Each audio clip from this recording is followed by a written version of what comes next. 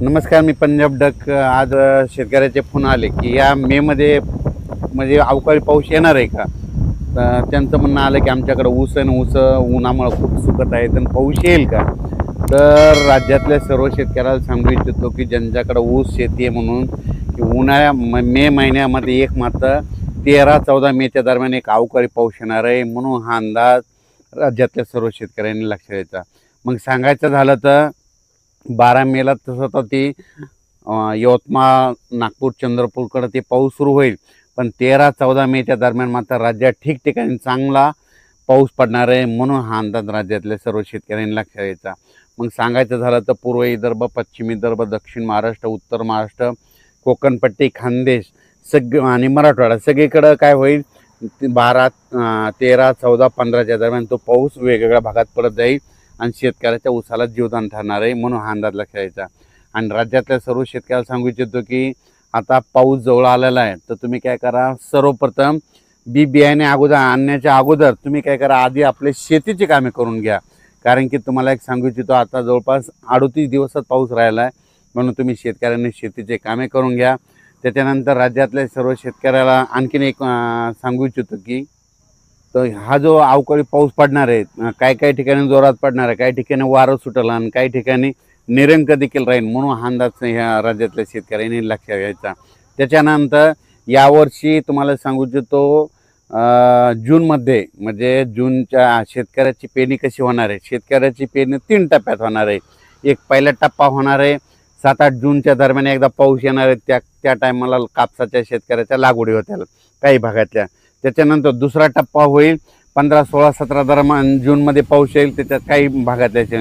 आणि तिसरा टप्पा काय होईल जूनच्या शेवटच्या आठवड्यात, म्हणजे 25 ते 29 जूनच्या जे पाऊस येईल त्याच्यात मात्र सर्व शेतकऱ्याच्या पेरण्या होतील, म्हणून हे लक्षायचं. म्हणजे सगळ्यांच्या पेरण्या एका टप्प्यात होणार नाहीत, 3 टप्प्यात पेरण्या होतील, म्हणून हे लक्षायचं. आणि त्याच्यातून जर काही शेतकरी उरले तर 10 जुलै ते 15 जुलैमध्ये पाऊस येईल आणि त्याच्यात त्या शेतकऱ्याच्या पेरण्या होतील. यावर्षी जेमतेम पाऊस पडणार आहे, म्हणून यावर्षी खरीप पण पीक चांगलं येणार आहे.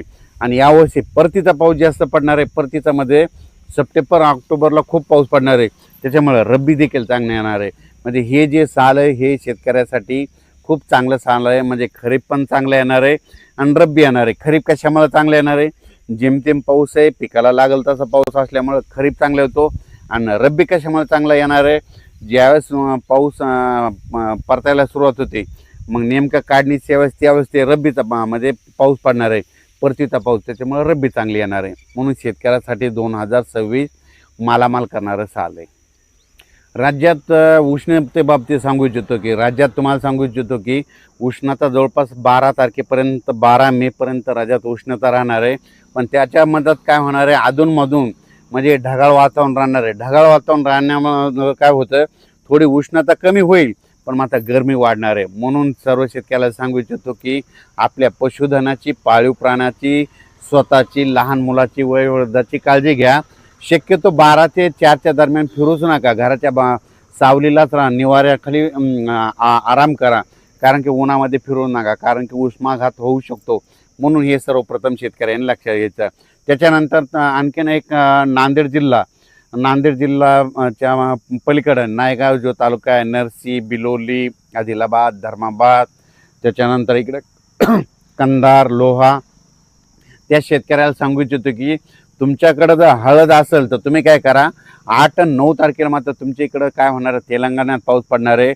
म्हणून तुमच्या नायगाव, आदिलाबाद, धर्माबाद, त्याच्यानंतर इकडं सगरोळी, बिलोली, कंधार, नळदुर्ग ह्या परिसरामध्ये 8-9 तारखेला थोडा पाऊस येणार आहे. म्हणून नांदेड जिल्ह्यातल्या हळदीच्या शेतकऱ्यांनी अंदाज लक्षात द्यायचा. आता सगळ्यात महत्त्वाचं एक आलनिनो बद्दल सांगतो. काय झालं, ह्या सगळ्या लोकांच्या डोक्यात एकच येईल, आलनिनो म्हणलं की दुष्काळ पडणार. तर तुम्हाला सांगतो, हे एलनिनो आहे ना, डिसेंबर महिन्यामध्ये उद्भवत आहे. आपल्याकडं पाऊस आपले इंग्रजी महिने जानेवारीला सुरू होतात, आपल्याला पाऊस जूनमध्ये पडतो आणि एलनिनो डिसेंबरमध्ये उद्भवतो. मग डिसेंबरमध्ये एलनिनो उद्भवणार आहे, त्याच्या आधी तर आपला पाऊसच निघून गेलेला असतो. म्हणून एलनिनोचा काही संबंध नाही.